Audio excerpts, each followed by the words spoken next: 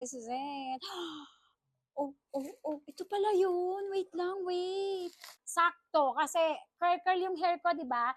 Ito yung suklay suklay siya na magpapa-straight ng ating hair. So, sakto, naka-curl ako. Ayun siya, oh. Ito, may kasama siyang pang-charge. Mura lang to. Ito yung kanilang manual. Oh, ayan, paano gagamitin. And, pakita ko sa inyo.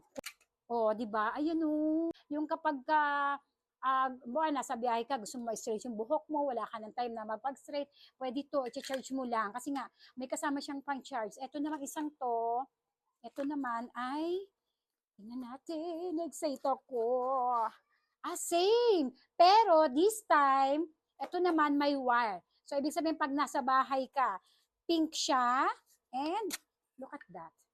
Isang may wire at isang decharge. O, di ba?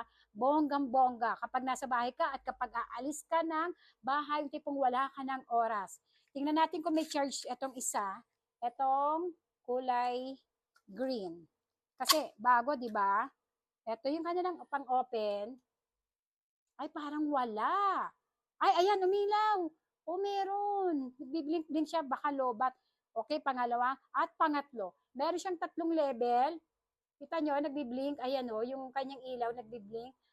Try nga natin. Sige, sakto. Challenge talaga kita. Kasi sakto, yung hair ko ngayon ay, kita nyo, curl. So, atin siyang iuunat. So, ayan, dito tayo sa part na to. Naka number 3 ako. Sana hindi siya malobat, no? Testing. Oh! Kita? Isang gamitan pa lang. Look at that. Ito yung curl ko kanina. Same siya, di ba? Isa pa, isa pa. OMG! Palob natin para hindi tikwas-tikwas. Wala! Mga Mima, nakita nyo?